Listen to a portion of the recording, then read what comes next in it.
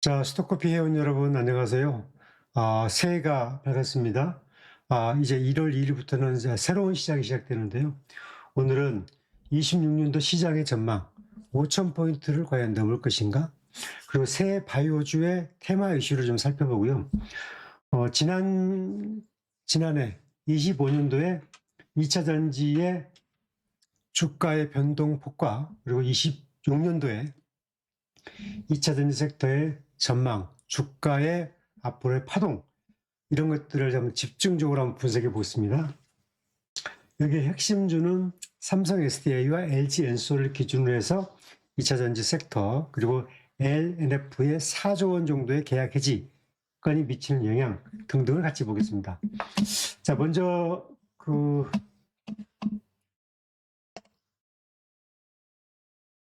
올해 이슈를 먼저 잠깐 살펴볼게요.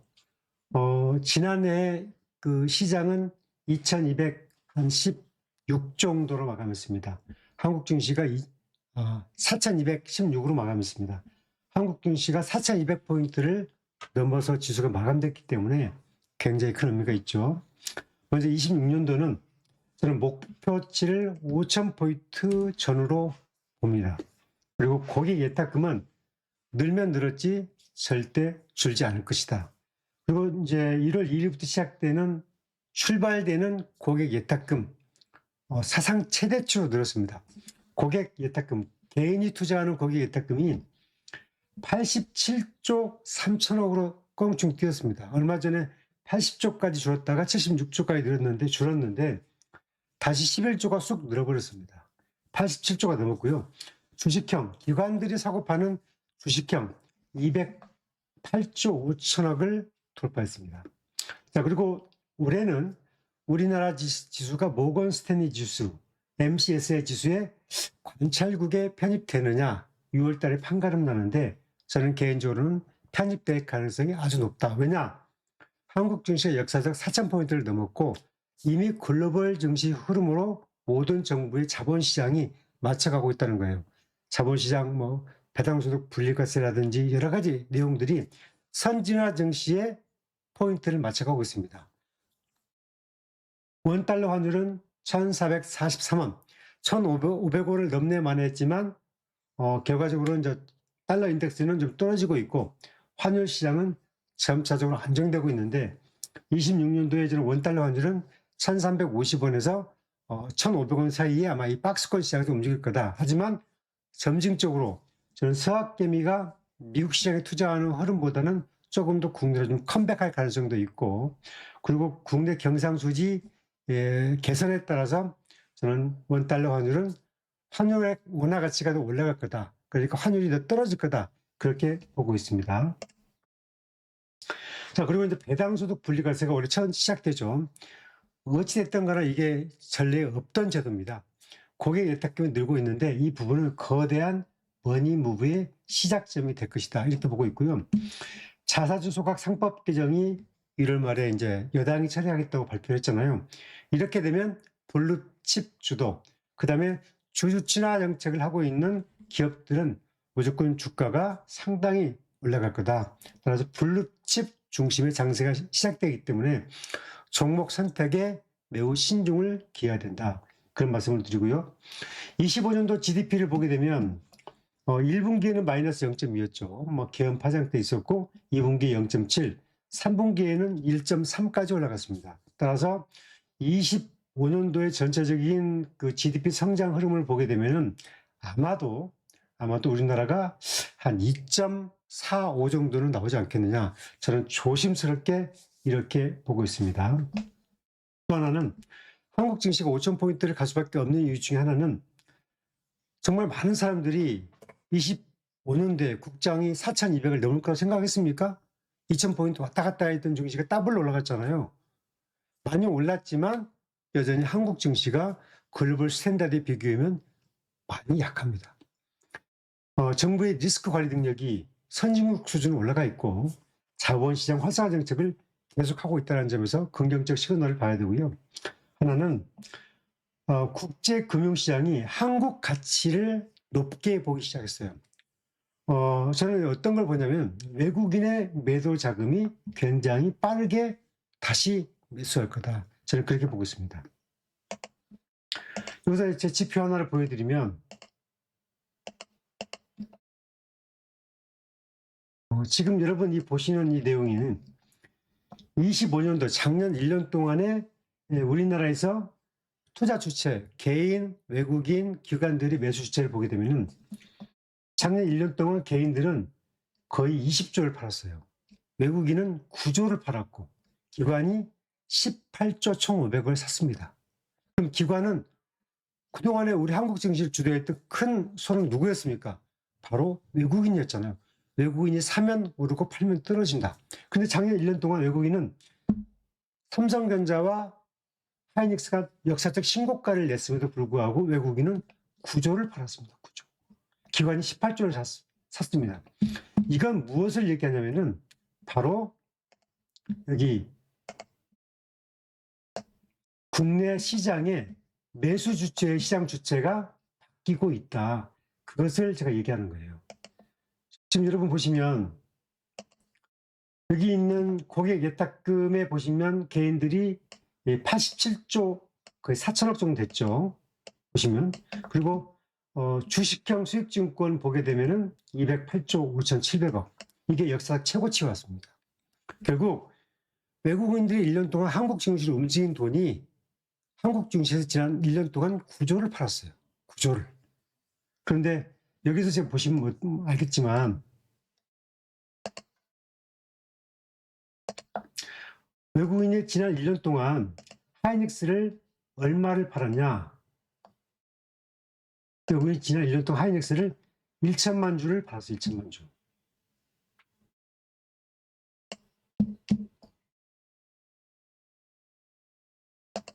외국인이 국내에서 하이닉스를 1천만 주를 팔았는데 하이닉스는 신고가를 내버렸고 반대로 삼성전자는 8,300만 주를 순매수했습니다. 외국인이 1년 동안 하이닉스를 1천만 주 이상을 팔았음에도 불구하고 신고가를 냈던 이유 중에 뭐냐면은 외국인은 가치 투자를 계속하고 있어요. 삼성전자도 하이닉스 단지 약간의 비중을 팔아서 이득 실현을 했을 뿐입니다. 대신에 그 빈 자리를 기관이 하이닉스를 1,200만 주를 순매수해서 외국인의 공격을 완벽하게 메꿨습니다. 그게 이제 국내의 시장이 주도권이 좀 바뀌고 있다. 그렇게 봐야 되고요. 큰 손은 이제 외국인에서 기관으로 옮겨왔다. 하지만 앞으로는 외국인이 다시 자금이 우리나라로 속도감 있게 들어올 가능성을 열어놔야 된다. 그런 말씀을 드리겠습니다. 미국 증시도 잠깐 볼게요. 미국은 이제 중간 선거가 올해 11월 달에 있습니다. 트럼프는 이제 나스닥과 다우의 금융시장 관리가 발등에 불이고요. 미국의 물가, 노동, 소비 모든 것들이 안정적입니다. 단지 실업률은 높긴 한데 금리를 인하했던 이유 중에 하나가 실업률이 높기 때문에 이제 그 흐름을 얘기했던 거고요. 미국의 GDP의 3분기가 4.3 나왔습니다. 2분기가 3.8. 미국도 1분기에 0.8의 마이너스 성장했습니다. 하지만 2분기, 3분기에 성장 속도가 좋고 소비, 성장 다 좋아서 이런 이유 때문에 25년도에 S&P 지수가 16.3, 나스닥이 20.3, 다우가 거의 12.9 올라갔습니다. 미국 증시가 3년 동안 계속 올라갔습니다. 따라서 26년도에는 변동성이 아주 클 것입니다. 급등했다가 급락했다가. 따라서 미국 시장의 진입 시점은 매우 중요하다는 걸 말씀드리고요. 전체적으로 연간은 작년에 나스닥이 20, S&P가 16, 다우가 12.9 올라갔지만 올해는 평균적으로 5 내지 7 정도를 예상한다. 이렇게 보고 있습니다. 자, 새해 이제 바이오주의 테마 이슈를 보게 되면 1월 달에 큰 이슈가 있죠. 1월 12일부터 15일까지 JP 모건이 이제 헬스케어 컨퍼런스를 미국에서 열립니다. 여기는 이제 세계적인 1,500개 기업의 바이오 기업들이 오는데 주로 이제 그 제약 회사들이 오죠. 그 다음에 이제 바이오텍들이 옵니다. 근데 여기에 삼성전자, 셀트리온, 우리나라에서는 이제 5개 기업들이 이제 여기 JP 모건의 섹션에 참가합니다. 그래서 삼성 바이오로직스하고 셀트리온이 메인 섹션에서 주제 발표가 있고 알테오젠, 휴젤, D&D, 파마텍은 이제 다른 섹션에서 이제 파트타임이 참여할 것 같습니다. 우리나라의 뭐 유한양행, 뭐 중해제약 많은 제약회사들이 참가하는데 이 JP모건 헬스케어가 글로벌 시장에서 우리나라의 바이오 수출을 위한 마케팅 홍보 장으로 활용된다는 점에서 항상 중요한 포인트다 이렇게 봐야 되고요. 여기에는 이제 이번에 새로 삼성 바이오로직스에서 인적 분할한 에피스 홀딩스도 참가한다. 그래서 제가 얘기했죠. 에피스 홀딩스가 26년도에 최고 관심주가 될 것이다. 그렇게 얘기했는데, 물론 삼성 바이오로직스는 모든 기관들의 목표가가 220만 원에서 230만 원입니다. 하여튼 주가는 170만 원이 왔다 갔다 하잖아요. 이제 하지만 저는 삼성 바이오로직스가 뭐잖아. 200만 원대를 진입할 것이다. 저는 그렇게 생각을 하고 있습니다. 삼성 SP홀딩스는 아직 사람들이 가치를 잘 모르는 감이 있다. 지금 작년에 삼성 바이오 에피스입니다. 삼성 에피스 홀딩스의 자회사 바이오 에피스가 바이오 시밀러를 만들고 있는데 연간 매출액은 한 1조 7천억 천호, 영업이익은 5천억 천호, 순이익은 4,500억 천호. 제가 설명을 드렸지만 삼성 바이오로직스가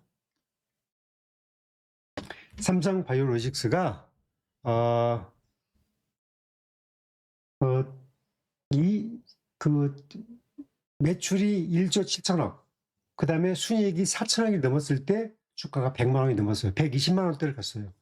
그러면 삼성 바이오에피스, 에피스 홀딩스의 자회사 바이오에피스가 매출액이 1조 7천억을 넣고 순이익이 거의 5천억 가까이 된다면 역시 키맞추기 가능성이 높아진다. 그리고 여기 있는 삼성 에피스 홀딩스의 자회사 바이오에피스죠. 여기가 이제 지금 28년도에 머크사가 독점하고 있는 키트루다의 항암제의 이제 특허가 끝나게 되면 28년 11월 달에 여기서 가장 퍼스트 무버로서 이 키트루다를 시장에 내놓으려고 하잖아요. 키트루다가 연간 50조의 글로벌 시장 판매가 되고 있어서 단일 약품으로 가장 판매액이 큽니다. 하지만 현재로 봐서는 바이오 시밀러 부분에서는 삼성 바이오에피스가 가장 선두주자로 임장을 하고 있고, 여기는 셀트리온도 있고 글로벌의 뭐 암젠이라든지 이런 회사도 있지만 역시 삼성 바이오에피스가 10년 동안 유럽과 미국에서 갈고 닦은 그 마케팅 시장이 있기 때문에 제가 보기에는 가장 빠르게 이 키트루다 시장을 시밀러 시장에 진입할 것으로 보인다. 따라서 키트루다 출시가 다가오면 다가올수록 28년이 다가올수록 에피스 홀딩스의 가치는 더 높아질 수 있기 때문에 이 부분들도 관심 있게 봤으면 좋겠다. 그런 코멘트를 드리겠습니다. 자, 이제 2차 전지 섹터를 얘기할게요. 2차 전지가 이제 급락했죠. 과연 반전 포인트는 뭘까요? 주가 변동 요인은 뭘까요? 삼성 SDI와 LG 엔솔 기준으로 보겠습니다. 자, 2차 전지 주가를 봤더니 작년 1년 동안 제가 주가를 좀 쭉 봤습니다. 지금 여기는 이제 LG 에너지 솔루션, 삼성 SDI, 포스코 퓨처엠, 에코프로 BM, 엔캠, LNF 이 주가들을 쭉 봤어요. 자, 그럼 여기서 뭘 보냐면 25년도 종가 36만 8,500원, 그죠? LG 에너지가 시가 34만 8,500원, 25년 최저가 26만 6천원, 25년 최고가 52만 7천원이죠. 자, 여기서 이제 한번 제가 지금 보시는 여러분, 이제 2차 전지 종목은 나와 있죠. 차트를 잠깐 보면서 그 설명만 좀 드릴게요.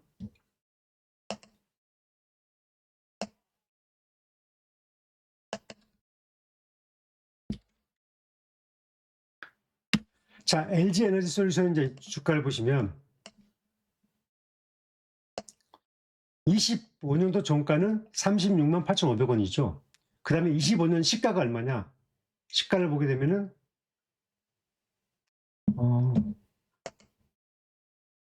34만 8천원이에요. 따라서 25년 종가가 조정을 거쳤지만 25년 시가보다 더 높단 말이죠. 그리고 최저가는 26만 6천원. 언제였냐? 올해 5월 달에 최저가였어요. 최저가를 찍고 10월과 11월 사이에 한 4주 사이에 55만 원까지 갔다가 53만 원까지 갔다가 52만 7천 원 찍고 지금 36만 8천 원 마감했죠. 자, 결과적으로는 이 2년 반 동안의 하락 사이클을 벗어나서 추세는 전환한 거예요. 추세를 전환했어요. 그래서 25년 시가보다 25년 종가가 더 높게 마감됐습니다. 자, 이것을 뭐냐면은 여러분들이 빨리 목표가에 도달하기를 바라고 있지만 2차전지 섹터는 계속 성장하고 있다. 최악을 벗어났다. 이제 그렇게 보는 게 타당하다. 저는 그렇게 보고 있고요. 삼성 S에도 마찬가지입니다. 25년 종가가 26만 9,500원이에요. 보시죠? 25년 시가가 24만 원이에요. 25년 저가가 15만 7,500원이에요. 25년 최고가가 11월 달에 35만 원이에요. 자, 이것도 같은 흐름이에요. 삼성 SDI도 보시면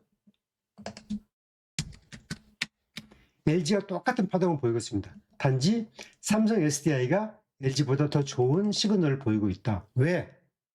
여러 가지 이유가 있는데 LG는 2차 전지의 섹터가 굉장히 커요. 캐파가 450기가와트. 삼성은 지금 26년도에 200기가와트까지 늘리는 게 목표예요. 지금은 아마 170기가와트 정도 저는 왔다 갔다 할 겁니다. 따라서 LG가 그 삼성보다 굉장히 캐파가 크기 때문에 비용과 리스크도 더 큰 거예요.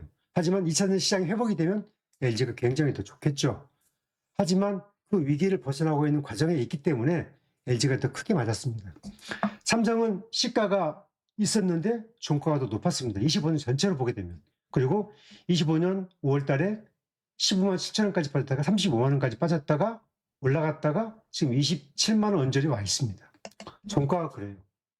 포스코 퓨처엠도 같습니다. 에코퓨리엄도 같습니다. 그죠? 단지 엔캠만 좀 역전됐어요.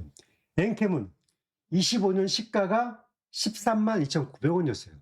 근데 25년 종가가 6만 2,900원이에요.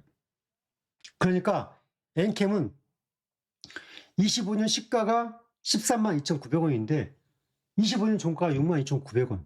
반토막 나버렸어요. 또 LG에너지, 삼성 SDI, 포스코 퓨처엠, 에코프로비엔 다 25년 시가보다 종가가 더 높았습니다. LNF도 25년 시가가 8만 1,000원인데 25년 종가가 9만 5,200원 더 높았습니다. 따라서 이 엔캠이 25년 시가보다 종가가 더 낮았다는 것은 이 부분은 조금 부담 요인이다. 하지만 전체적으로 2차전지 섹터에서는 셀과 소재 전체적으로 25년 시가보다 종가가 더 높았다는 것은 기본적으로는 매우 긍정적인 시그널이 있다. 이렇게 봐야 되는 거고요. 자, 그리고 이제 2차전지 주가가 이렇게 갑자기 12월 달에 좀 큰 파동이 있었던 것은 이 LG와 LNF가 상당 부분 큰 역할을 했습니다. LG가 이제 포도사로부터 9조 6천억 정도의 계약했지. 그리고 이제 또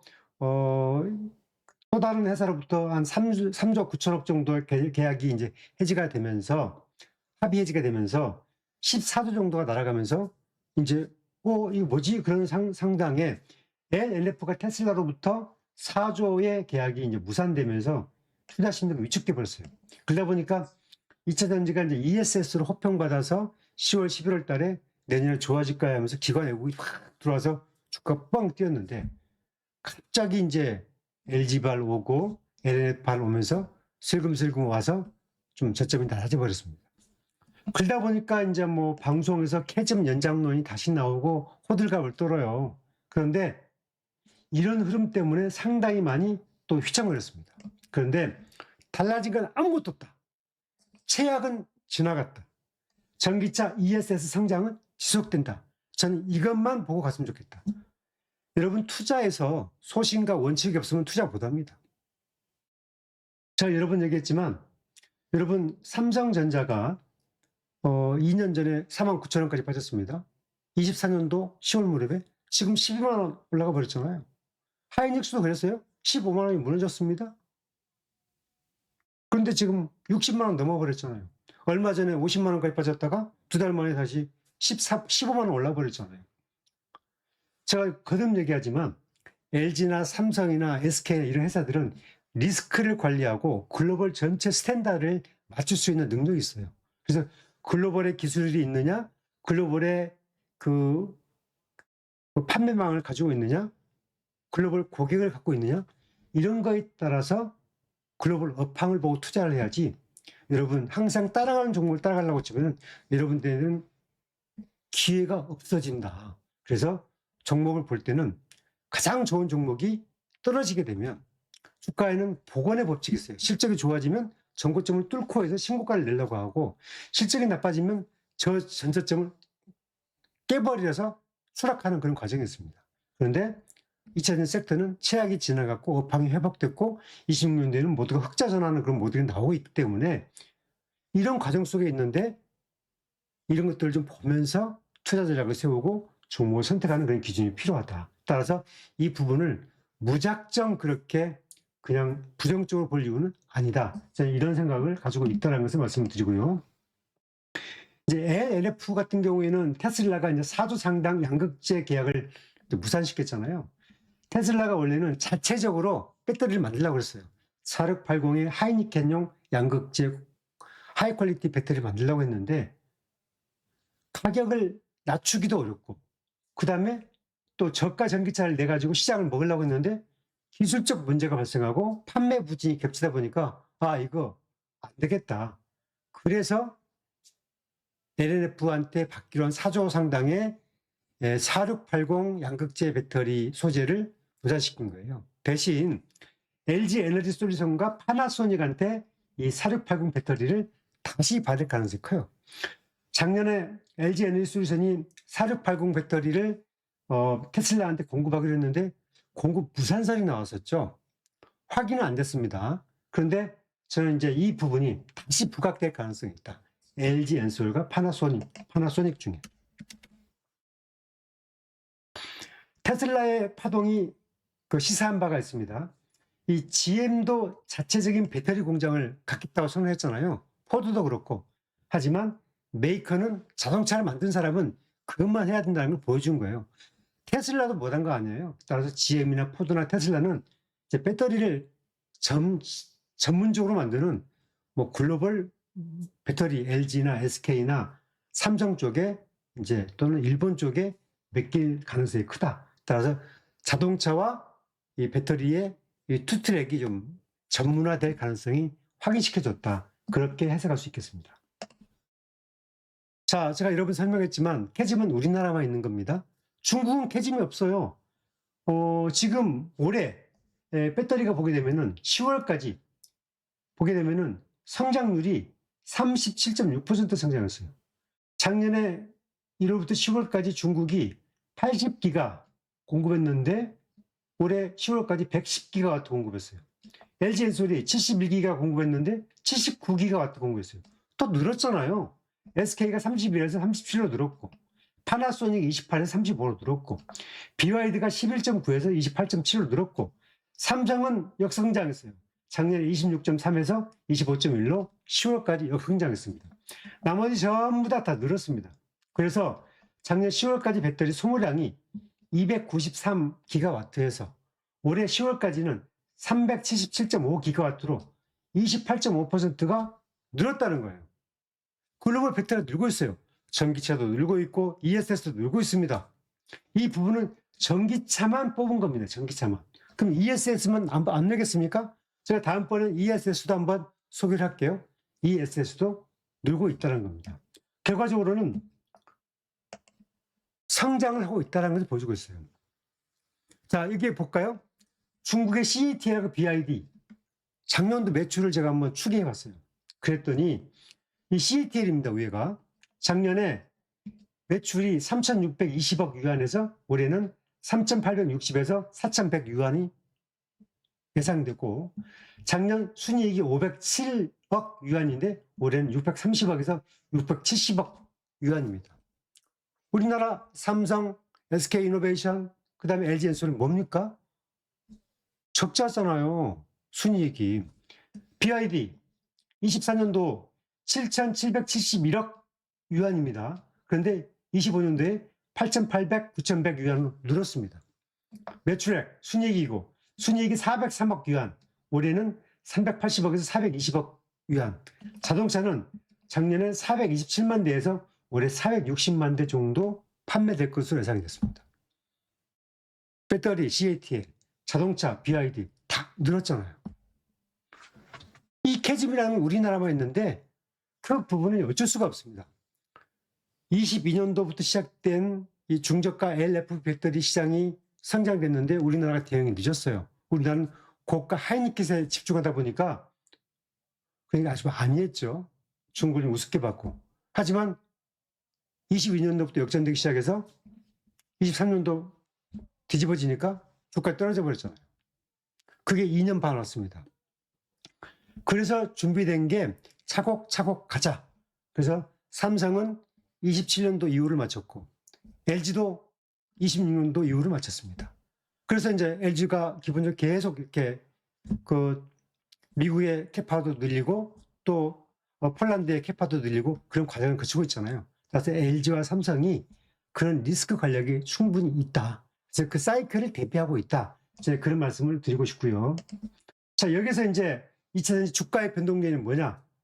먼저 ESS 실적 개선의 속도가 이제 메이저 외국인의 기업 수급을 잡을 거다. 지금은 관망하고 있지만 최근에 ESS 작년 10월, 11월 달에 주가에 반영되지 않았는데 갑자기 솟았잖아요. LG도, 포스코 퓨처엠도, LNF도, 삼성도. 그 이유가 ESS에 대한 실적 개선이 선반영됐어요. 그러다 보니까 한 바퀴 들어서 주가도 떨어졌죠. 하지만 작년 시가보다는 종가가 더 높았다는 거. 최근에 LG가 오하이오 공장 40기가와트짜리를 이른바 혼다에 매각했죠. 혼다에 이 4조 2천억에 팔았습니다. 이 공장은 LG와 혼다가 51대 49로 이렇게 그 공동 합작 생산했어요.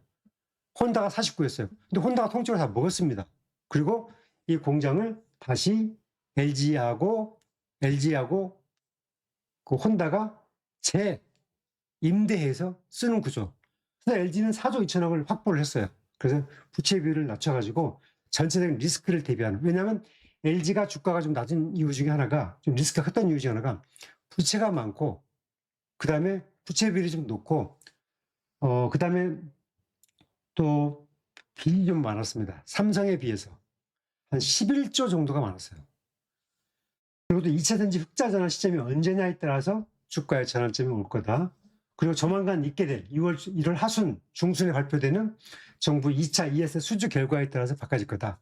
저는 2차 수주 결과도 삼성 SDI가 좀 더 유리한 고지에 있다. 저는 이렇게 보고 있는데, 복수 선정되는데 여기도 아마 삼성이 7, LG가 3 정도의 쿼터로 아마 실적이 나눠질 가능성이 크다. 저는 이렇게 봅니다.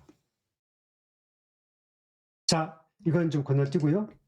자, 제가 이제 유럽에 소형차가 왜 인기를 끌고 있나, 제 그 통계를 좀 뽑았습니다. 그래서 유럽에서 BYD가 지금 돌풍을 일으키고 있죠. 먼저 BYD부터 보겠습니다. BYD가 만드는 이제 그 소형차가 시걸이라는 차가 있고 돌핀이라는 차가 있습니다. 근데 이 BYD가 글로벌 전기차잖아요. 그러다 보니까 EU의 33개국에 1,000개의 대리점이 있습니다. 우리나라에서도 지금 BYD가 판매를 뭐 몇천 대씩 팔고 있잖아요. 그런데 이 돌핀, 이게 좀 오래됐는데 글로벌 시장에서 100만 대를 팔았어요. 이 소형차를. 어마어마하죠. 이 시걸 올해 1월부터 10월까지 거의 13만 8천 대 팔았습니다. 돌핀 13만 8천 대 정도 판매된 걸 추정합니다. 이게 이제 BYD가 이 소형차, 글로벌 시장에 나오는 전기차, 소형차 이 두 모델이 거의 1년이면 거의 한 차종당 한 16만 대. 16만 대. 합쳐서 한 32만 대 팔린 거예요. 이 돌핀의 가격은 거의 한 2,800에서 3,000만 원 정도 추정됩니다. 그러니까 이 전기차를 싸게, LFP를 이용해서 싸게 공급하는 거예요. 그래서 특히 유럽은 이 소형 전기차가 아주 폭발적인 인기를 끌고 있습니다. 자, 그런데 우리나라에 기아 EV3 있죠. 이제 이게 소형차급인데 이걸 내놨습니다. 그런데 EV3가 지금 판매가가 한 4,500 정도, 4,500에서 5,000 정도 합니다. 5천만 원 전후한다고 그래요. 근데 이게 1월부터 11월까지 유럽에서 6만 700대가 팔렸어요. 이게 선풍적으로 팔린 거예요. EV에서. EV3가. 그리고 현대가 내놓은 캐스퍼, 아시죠? 이 소형차. 이게 나온 지 이제 1년이 안 됐는데 1월부터 10월까지 3만 대 팔렸습니다. 올해 4만 대 이상 팔릴 거 예상돼요. 독일에서 잘 팔립니다. 자, 그런데 이제 26년도에 현대 기아가 신차를 내놓죠. 여기 GV90 이 모델인데 제가 여러 번 설명드렸습니다. 이게 이제 3분기부터 나와요. 차값이 한 1억 5천원, 2억 정도 합니다. 여기에 삼성 SDI 배터리 들어가요. 자, EV2 이게 EV2인데 이게 EV3보다 작은 차입니다. 이게 올해 1분기 내에 나옵니다. 이게 가격이 한 3천만 원대라고 합니다. 그러면 EV3가 올해 추정가 7만 대 정도 팔 것 같은데 EV2 저는 10만 대 전후 팔 거로 봅니다. 따라서 여기도 삼성 SDI 배터리가 들어갑니다. 그러니까 삼성이 현대 기아에 처음으로 이 두 모델을 론칭한다는 점에서 이런 것들이 이제 앞으로 주가에 어떻게 반영되느냐가 저는 관심 사항이다. 왜냐하면 삼성은 그동안에 국내차를 한 번도 공급 안 했는데 이 국내차를 공급한다는 점에서는 관심 있게 봐야 될 포인트죠. 자, 그리고 제가 이번에 얘기했지만 삼성이 이제 올해 그 미국 스틸란티스 공장에서 모두 ESS 그리고 LFP로 전환했고 그 이제 4분기에 LFP를 생산하고 이제 수주를 하고 있죠. ESS. 그리고 이제 아까 설명드렸던 기아 신차 EV2, 현대 GV90 신차 이런 것도 나오는데 이제 나오게 되면 26, 27, 28 이제 판매고가 나오겠죠. 뭐 국내도 팔고 해외도 팔고 미국도 팔고. 자, 그리고 이제 27년도에는 미국의 스틸란티스 2공장, GM 공장 등등 또 하이브리드 전고체의 시장도 진입을 앞두고 있죠. 따라서 삼성은 슈퍼사이클을 27년 초입으로 보고 있고 진짜 슈퍼사이클을 28년도로 보고 있다. 왜?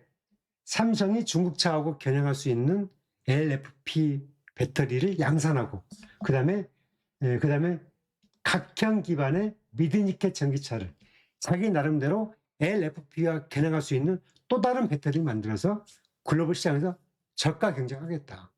그런 기술로 가고 있기 때문에 이 전기차 배터리 투자를 할 때는 좀 적어도 27년도 한 1년 남았죠. 그 모델까지 보고 투자를 하는 게 좀 맞다. 저는 그렇게 보는 거죠. 그래서 그 시그널을 보게 되면은 메이저 투자자, 그 다음에 외국인과 기관이 어느 시점에 저는 매수로 들어올 거다. 저는 그렇게 보고 있는 거죠.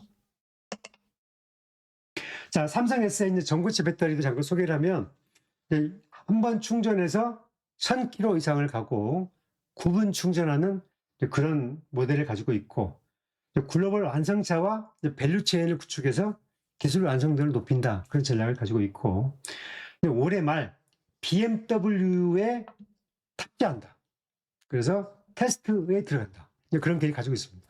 올해 말이에요. 그러니까 올해 하반기가 되면 전고체가 이슈가 될 거예요. 그리고 내년도 말에는 상용화를 트라이 하겠다.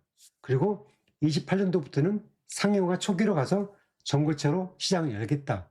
그래서 이제 기술 모델을 가고 있기 때문에 이제 삼성 SDI의 저는 이제 주가 모형에 대해서는 좀 미래를 좀 좋게 보고 있다. 그래서 지금의 가치로 보게 되면 여러분들 좀 그렇죠.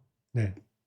그러니까 배터리는 올해 하반기 그리고 27년도 상반기부터 슈퍼사이클 초입에 가기 때문에 그 이후의 사이클로 투자를 했으면 좋겠다.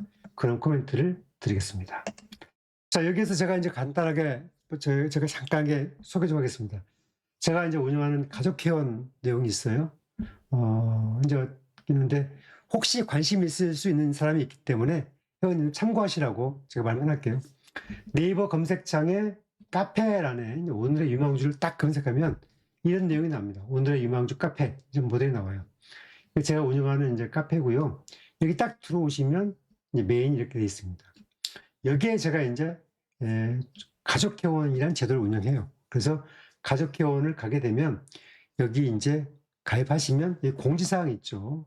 26년 가족회원 모집 공지사항이 있는데 공지사항을 보시면 되고 이제 어떻게 운영하냐. 매일 그 5개, 6개 종목 제가 운영하는 종목이 포트폴리오가 구성되어 있고 그 종목을 이제 제가 매일 수급하고 왜 올랐나 내렸나 투자 방향을 정리해 드리죠. 그 다음에 리딩은 하지 않습니다. 그리고 장중 시황 흐름을 제가 이제 게시판에 이제 올리고 가족회원용으로 종목 코멘트도 올려드리고 문자 메시지 알려드립니다. 이런 내용 올렸으니까 참고하세요. 그럼 여러분들은 이제 여기 오셔가지고 스마트폰으로 보게 되면 이제 뭐 그 카페 앱을 다운받아서 보시면 되는 거니까 똑같죠. 그래서 클릭하시면 그 내용을 보실 수 있는 거고 또 장 마감 이후에는 또 왜 주가가 올랐나 내렸나를 분석해서 올려서 내일의 전략, 종목 전략을 업데이트 해드립니다. 이 부분은 이제 가족회원님들만 보는 콘텐츠입니다. 그래서 또 주기적으로 종목 분석과 투자 가치 분석을 영상으로 제가 이제 업데이트 해드리고 있습니다. 그래서 이제 올해 제가 이제 26년도에는 현재는 제가 이제 10명 내에만 모집할 예정이에요. 기존의 회원님들이 일부 있습니다. 그래서 이제 10명 내에만 모집하고요.